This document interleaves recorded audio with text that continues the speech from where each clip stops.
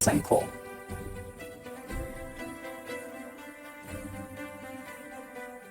The palace courtyard was calm, the air sharp with early light. Captain Thomas Mitchell adjusted his red uniform, just another morning after 25 years of loyal service. But that day, something unseen stirred behind those palace walls. A small wordless act by a 10-year-old prince would soon echo through generations, humbling soldiers, moving hearts, and redefining what true leadership looks like. It began with a look, just a glance from Prince George, sharp, kind, and quietly knowing. No one could have guessed that this moment would change the palace forever. If you believe kindness still holds power in this world, this story will touch you deeply. Before we continue, make sure to like, subscribe, and share this video, because sometimes the smallest human moments deserve to be remembered the longest. And stay with us to the end. What happens after the Garda's final salute will leave you speechless. The morning sun stretched long golden arms across the courtyard of Kensington Palace, brushing the stone walls with warmth that barely touched the man standing guard. Captain Thomas Mitchell adjusted his crimson tunic with practiced precision, the weight of 25 years of duty sitting quietly on his shoulders. To tourists, he was another stoic figure in a tall, bearskin hat. But to those who worked behind those ancient gates, Thomas was more than a guard. He was part of the palace's heartbeat. Steady, reliable, dignified. He had seen everything. Princes growing into men. Palace secrets whispered through decades. Moments of laughter in corridors that most would never see. That morning, Thomas believed it would be another ordinary day. A routine ceremony. A few nods from passing staff. Perhaps a brief exchange of smiles from the younger royals. Yet life has a way of hiding miracles in plain sight. Beneath the perfect polish of his boots and medals, Thomas carried a quiet secret. Just 3 weeks earlier, a doctor had delivered words that shook the foundation of his world. A rare blood disorder. Treatable, yes, but costly. Far beyond what palace healthcare could fully cover. He had told no one. Pride was his armor. The same pride that had carried him through storms and royal parades now kept his lips sealed. He could face a foreign threat with courage, but asking for help? That he couldn't do. As dawn lifted into full light, the palace began to hum awake.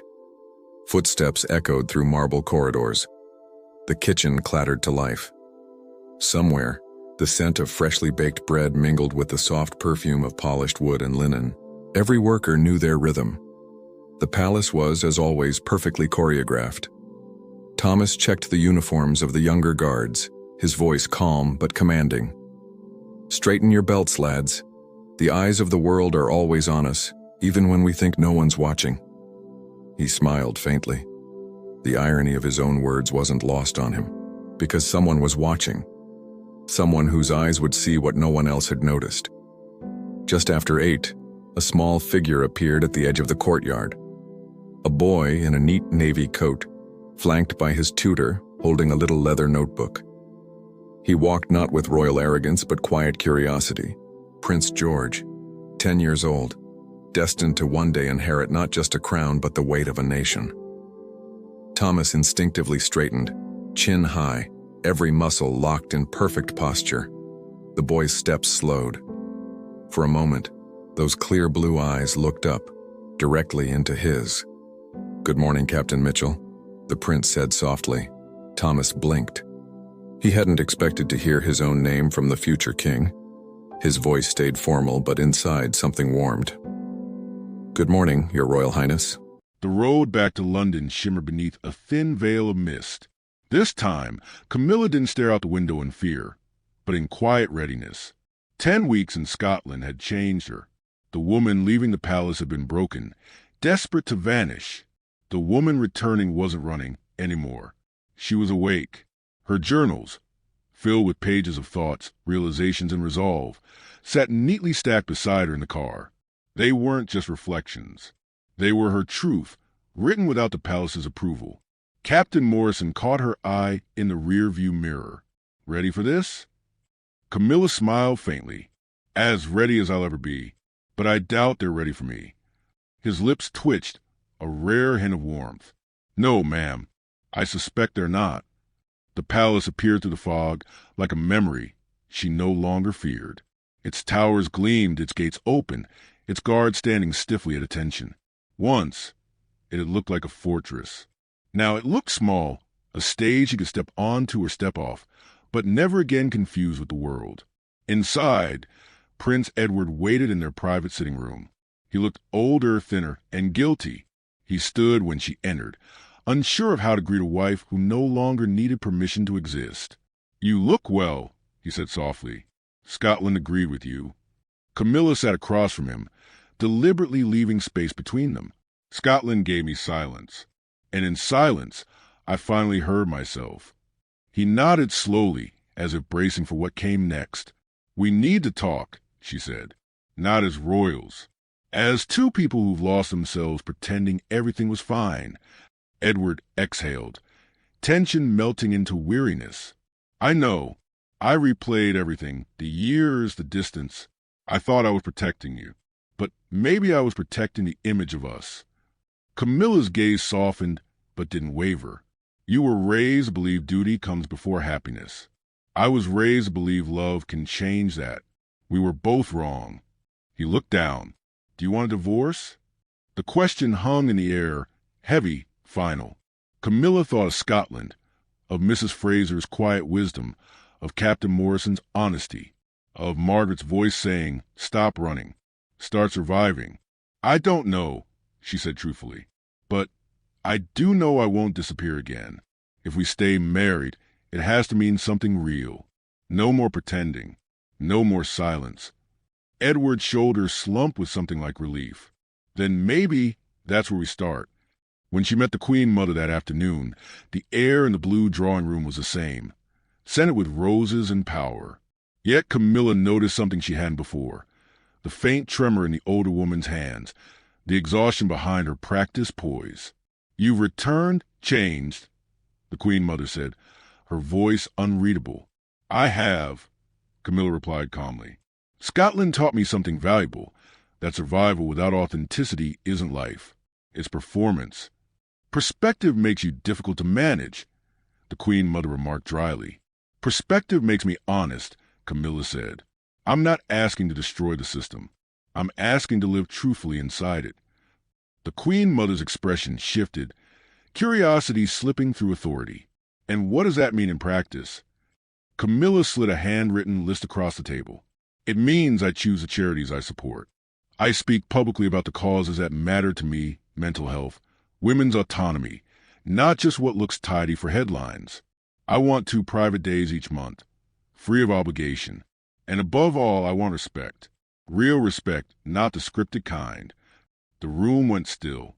"You have conditions," the Queen Mother said, almost amused. "I have boundaries," Camilla corrected gently. "And I'm not negotiating them away this time." For a long moment, the Queen Mother said nothing. Then she rose, walked to the window, and stared out at the gardens, just as she had that night months ago when everything fell apart. When she turned back, her face had softened, not much, but enough to glimpse the woman beneath the monarch. "You remind me of myself at your age, before I stopped wanting." Camilla met her gaze. "Then maybe it's time someone in this family starts wanting again." The old queen's lips curved slightly. "I'll consider your requests." It wasn't surrender. It wasn't victory. It was something in between, acknowledgement. And for Camilla, that was enough. 2 weeks later, Lord Peton arrived with a revised agreement. Not everything she asked for was granted, but enough was 3 charities of her choosing, limited public speaking freedom, 2 protected private days per month. It was a compromise, one built not from fear, but from respect earned. When she signed, Lord Peton studied her carefully. "You've become formidable, Your Highness." She smiled. "No, I've just stopped apologizing for being human." That evening, Margaret visited quietly through a private entrance. The sisters embraced. No words at first, just shared breath and relief. "You look different," Margaret said finally. "Lighter." Camilla smiled faintly. "Because I stopped running. The cage is still there. But I've learned how to open the door from the inside." Epilogue: The Fire Within. Weeks later, Camilla stood on the balcony during a public event, smiling, waving, surrounded by cameras. But this time, something subtle had changed. The smile wasn't hollow. The woman behind it wasn't pretending. When the Queen Mother glanced toward her, their eyes met for a fleeting second, not as monarch and subordinate, but as two women bound by the same golden prison, finally recognizing the fire in each other. And somewhere in the crowd, Captain Morrison watched from a distance, standing guard as always, but this time with quiet pride. Because sometimes the bravest escape isn't a flight across borders. It's standing still and reclaiming your name in a world that tried to take it away. And so, in the echoing halls of power and protocol, one woman's defiance became something deeper, a reminder that even inside the grandest cages, the human heart still beats for freedom. What do you think, viewers? Did Camilla wear freedom to end, or did she simply redefine what it means to be royal? If you felt the weight of this story, give this video a like. It truly helps us share more untold royal truths. Subscribe for more emotional, human stories from behind the palace walls. And remember, sometimes the most powerful crown is the courage to take yours back. Crown. The next morning, soft rain misted the palace windows. Silver droplets rolled down the glass as breakfast was served in the private dining room, a quiet ritual far from the eyes of the public. Prince George sat beside his mother, Catherine, his plate half empty, his spoon idly circling the scrambled eggs. His thoughts were elsewhere, somewhere between curiosity and concern. Catherine noticed it immediately. Her eldest son was rarely this silent. "What's on your mind, darling?" she asked gently, setting down her teacup. George hesitated, then lifted his eyes. "Mommy, do the people who work here ever worry about things like we do?" The question surprised her. It wasn't the idle chatter of a child. It was careful, deliberate. Catherine leaned back, studying him for a moment before answering. "Well, everyone has worries, sweetheart. Even people who seem perfectly fine. Why do you ask?" George frowned slightly. "Yesterday, when I walked with Miss Sarah, I saw Captain Mitchell. He looked different. Not sad, just heavy, like he was thinking about something important, something hard." Catherine's heart softened. She'd always taught her children that privilege must be paired with awareness, that being royal meant more than wearing crowns.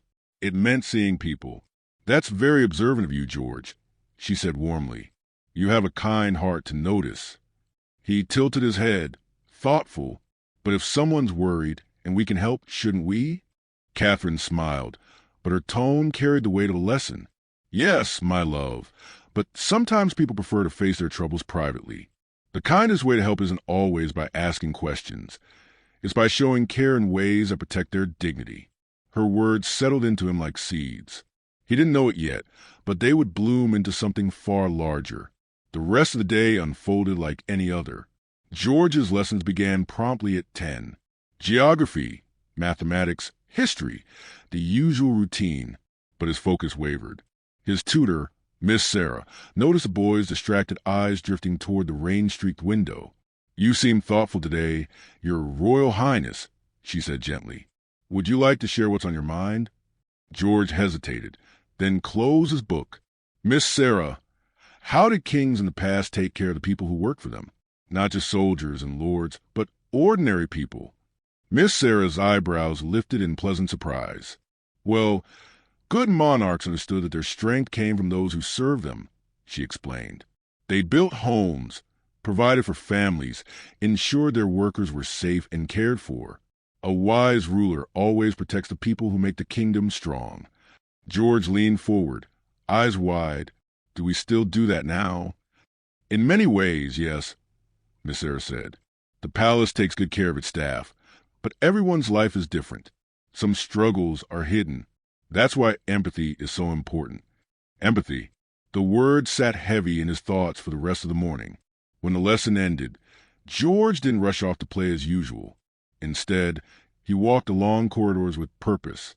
The marble floors echoed softly under his steps, and portraits of past monarchs seemed to watch him, their painted eyes carrying centuries of duty and expectation. He made his way to a familiar office, the one belonging to Mrs. Elizabeth Hartwell, his father's private secretary. She had worked with the royal family for years, known for her calm voice and quiet wisdom. "Mrs. Hartwell?" George asked politely from the doorway. The older woman looked up, smiling. "Good morning, Your Royal Highness. What brings you here today?" George stepped inside, closing the door behind him with a seriousness that made her sit up straighter. "I wanted to talk about Captain Mitchell," he said. "He looked worried yesterday. Not sick, just worried. And I wondered if there's a way we can help him." Mrs. Hartwell blinked in mild surprise, then folded her hands.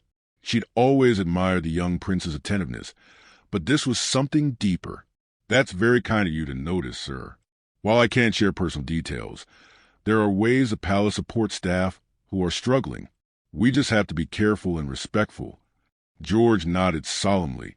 Could those ways be used if someone noticed something, even if that person hasn't asked for help yet?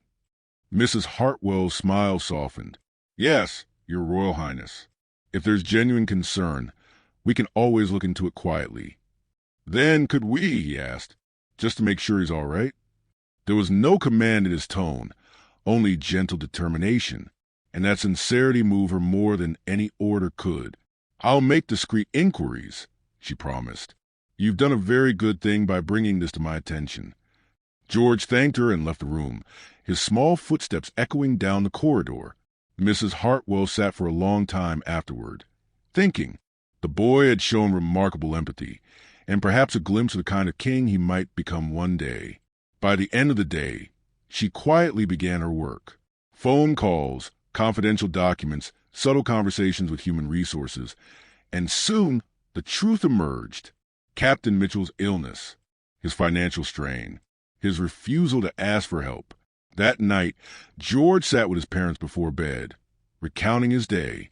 William listened quietly, pride flickering behind his composed smile. "So, you think something's troubling Captain Mitchell?"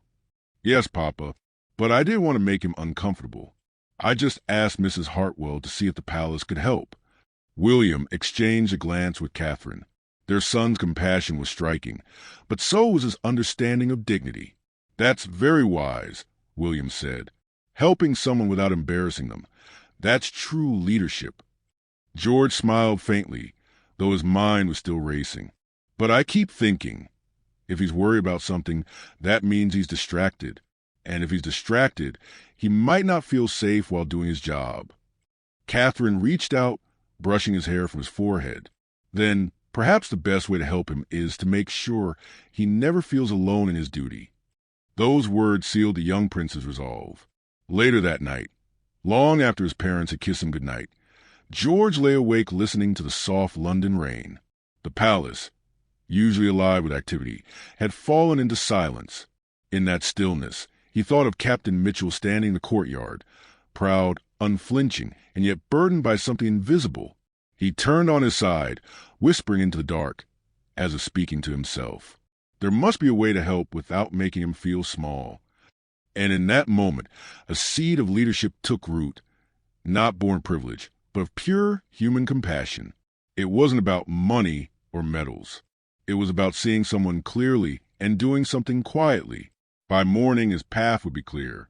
The young prince would take his first real step toward understanding what it meant to serve those who serve him. Monday dawned crisp and bright over Kensington Palace. The kind of morning that seemed ordinary, but wasn't. Captain Thomas Mitchell rose early, as he always did, smoothing his uniform with meticulous care. His boots gleamed, his medals caught the soft light, his bearing immaculate. Only the faint tremor in his hand betrayed the weight of his private struggles. He didn't know that today, those struggles would meet their answer. Across the palace, preparations were already underway. Quiet, deliberate, and secret. Behind closed doors, Mrs. Hartwell finalized paperwork. A folder embossed with the royal crest waited on her desk. Inside were documents that would change Thomas's life. The official creation of a new honor, one suggested by a 10-year-old prince, the Long Service Excellence Award. Prince George had barely slept the night before. Excitement thrummed in him, mingled with nerves. He practiced the words over and over, his small voice steadying with each rehearsal. "You are the first to receive the Long Service Excellence Award." He repeated it in front of the mirror until the words felt real. At breakfast, Prince William placed a reassuring hand on his son's shoulder. "Remember, George," he said, "we're not giving charity. We're recognizing service and dignity." "I understand, Papa," George replied. "It's about showing that we see him." Those 5 words, "we see him," were the heart of everything that would follow. By 11 o'clock, the grand hall of Kensington Palace had transformed. Sunlight streamed through tall windows, glinting off portraits of kings and queens long gone. Guards in crisp uniforms stood at ease. Senior staff gathered in hushed curiosity, unsure why they'd been called. At the front of the room stood a simple podium draped in royal blue.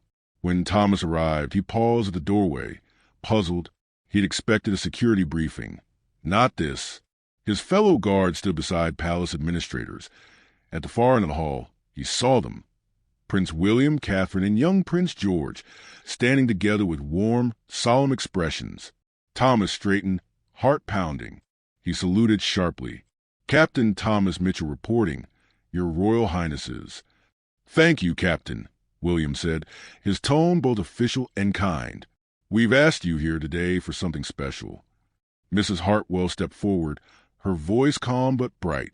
"Captain Mitchell, today we gather to honor your 25 years of dedicated service to the Crown and to the safety of this family. Your commitment, discipline, and quiet strength have set an example for generations of guards to come." The captain blinked, caught off guard. For a man used to standing silently in the background, being the center of attention was almost unbearable. He swallowed hard, standing taller to hide the emotion that crept up his throat. Then Prince William spoke. "Service is more than standing post. It's loyalty in silence, integrity in the unseen hours, and courage that often goes unrecognized. You have embodied all of these, Captain Mitchell, and today we wish to acknowledge that." He turned slightly, gesturing to his son. "Your Royal Highness," he said softly, "if you would do the honors." Prince George stepped forward, the smallest figure in the grandest room, carrying a leather folder too large for his hands. He opened it carefully and began to read, his voice steady but full of feeling. "Captain Mitchell," he said, looking up from the page, "for 25 years you have protected our family and our home. You've done so with bravery, kindness, and honor. So today we give you something new, the first ever Long Service Excellence Award. It's for guards and staff who go beyond duty, who show what loyalty really means." He paused. His young eyes met the captain's, clear, genuine, full of quiet understanding. "You've taken care of us for so long," George said softly. "Now it's our turn to take care of you." The hall fell silent. For a heartbeat, no one moved. Then Mrs. Hartwell began reading the official citation, the list of honors and benefits that accompanied the award. Enhanced health care coverage, full medical support for his ongoing treatment, a 6-month service bonus, and most importantly, guaranteed position security, no matter what health challenges lay ahead. Thomas's breath caught. He stared straight ahead, jaw clenched, eyes glistening. The room blurred around him. He had expected nothing, asked for nothing, and now stood at the center of grace he hadn't believed possible. Applause rippled through the hall, quiet at first, then swelling into a wave that echoed off the marble walls. Guards stood taller. Staff wiped away tears. Even the most stoic faces softened as they watched the proud captain blink back emotion. Prince George stepped closer, holding out a small, wrapped package. "This is from me," he said shyly. "It's not much, but I hope it helps." Thomas took it with trembling hands. "Thank you, Your Royal Highness," he managed, voice rough with emotion. This is more than I deserve." George shook his head gently. "You deserve to be seen." Inside the package later, Thomas would find a handwritten note, neat, earnest, and slightly smudged with ink. "Thank you for protecting us. I hope this helps you take care of yourself too."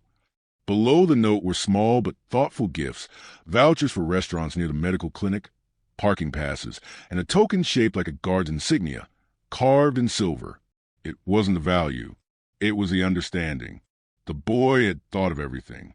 When the applause faded, Thomas knelt, protocol momentarily forgotten, and looked up at the young prince who had changed his life. "Your Royal Highness," he said quietly. "You've given me back something I thought I'd lost, the honor of my own strength. I'll serve for as long as I'm able." George smiled, small and proud. "Then we'll serve together." The ceremony ended with photographs and quiet conversation.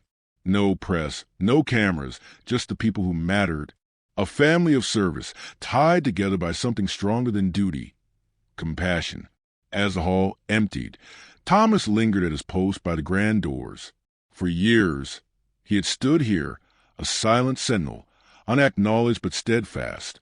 Now, for the first time, he felt truly seen, truly known. Through the tall windows, he caught a glimpse of the prince walking beside his parents. The boys' laughter soft against the echoing corridors. Something in Thomas's chest eased. He wasn't just guarding a family anymore. He was guarding a legacy of kindness.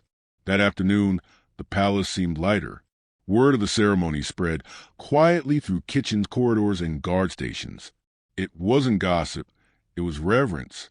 One of the cooks, Mrs. Rodriguez, said best as she wiped away tears. "That boy, he has a heart of a true king." In the quarters of the palace guards, Thomas carefully placed his new award beside his medals. The silver caught the afternoon light, and for the first time in months, he smiled without effort. The fear that had weighed him down was gone, replaced by gratitude that burned bright and steady. Far above, in his room overlooking the courtyard, Prince George stood at the window again. Below, Captain Mitchell stood in his familiar place, posture strong, eyes forward. But now, there was something different in the way he held himself, a quiet joy that needed no words. The young prince whispered to the glass, almost himself, "You're not alone anymore." The days that followed the quiet ceremony were unlike any others in Kensington Palace. There were no public announcements, no flashing cameras, just whispers of all that passed from one staff member to another, carried through polished halls like a warm current. Everyone seemed to walk with lighter steps. Something had shifted, something human. In the kitchens, the cook spoke of it while chopping vegetables. In the stables, grooms shared the story in hushed tones between the horses' steady breaths. Even the youngest footman felt it, the feeling that in this palace, every heartbeat mattered. All because a 10-year-old boy had noticed the look in one man's eyes.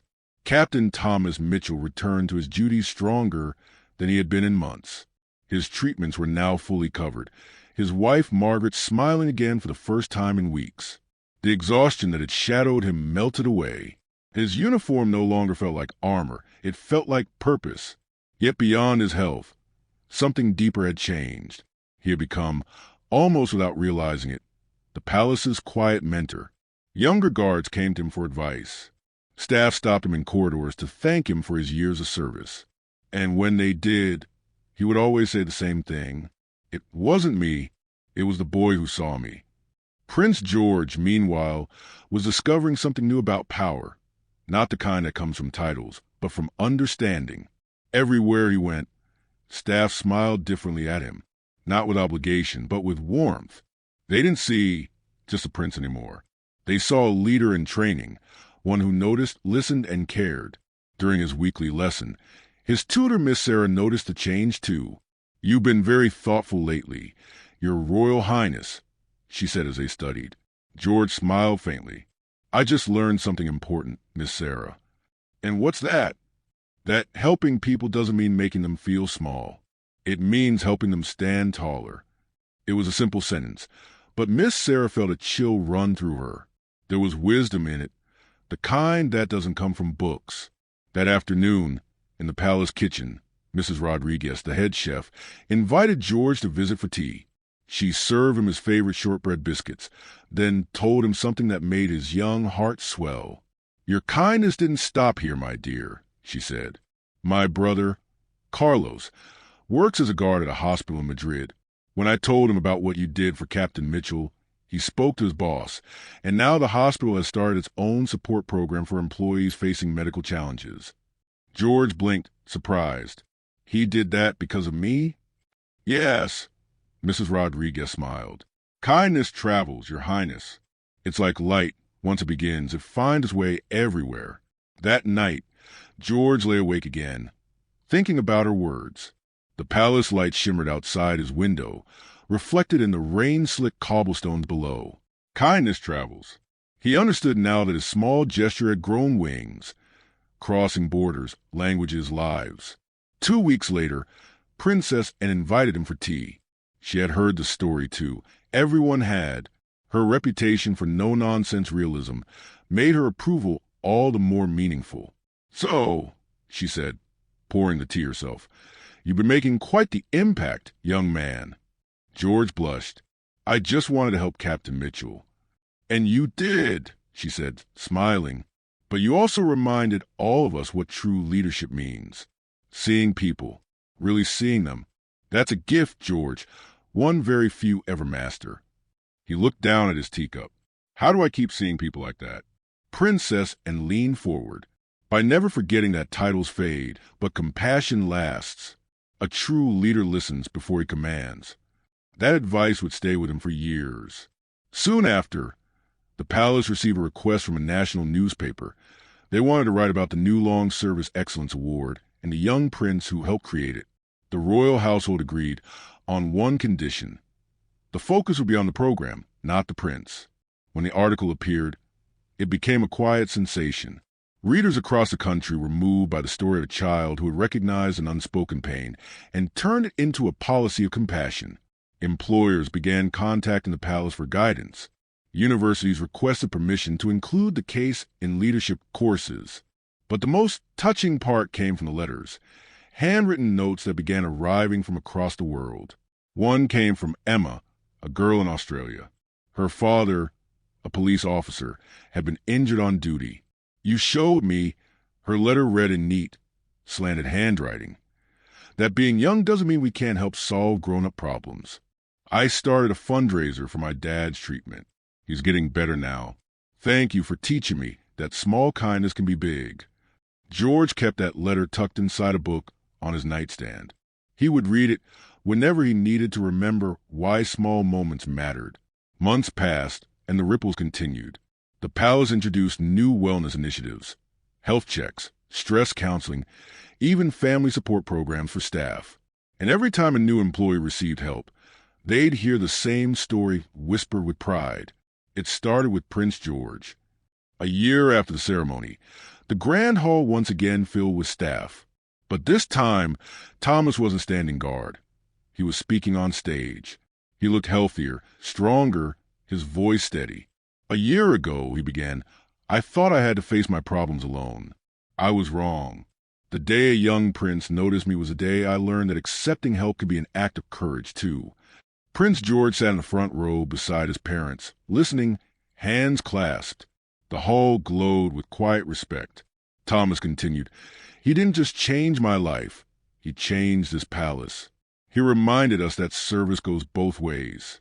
And that kindness, when shown with dignity, becomes legacy." Applause filled the hall. But George didn't smile for the praise. He smiled because he understood something deeper, something his great-grandmother, Queen Elizabeth II, had once said. "It's often the small steps, not the giant leaps, that bring about the most lasting change." After the event, Thomas approached the young prince privately. "Your Royal Highness," he said softly, "I want to thank you again, not just for what you did, but for what you taught all of us." George looked up at the man who had once seemed so unshakable. "You taught me something, too, Captain, that accepting kindness takes as much strength as giving it." The two shared a quiet smile, one born of respect that bridged generations, titles, and rank. Years later, historians would look back on this story not as a tale of royal charity, but as the moment a young boy began to understand the crown he would one day wear. A crown not of jewels, but of empathy, because the truest measure of royalty isn't found in ceremony or protocol. It's found in the eyes of those you've helped to stand tall again. And in the silent courtyard of Kensington Palace, where the morning sun once touched the shoulders of an aging guard, that truth still lived, shining quietly in the heart of a future king. Act of kindness reshaped an entire palace, proving that real power doesn't lie in titles, but in the courage to care. Prince George's silent compassion began a legacy that outlived applause, outshined medals, and inspired hearts around the world. If this story moved you, because somewhere out there, someone's waiting for a kindness that could change everything,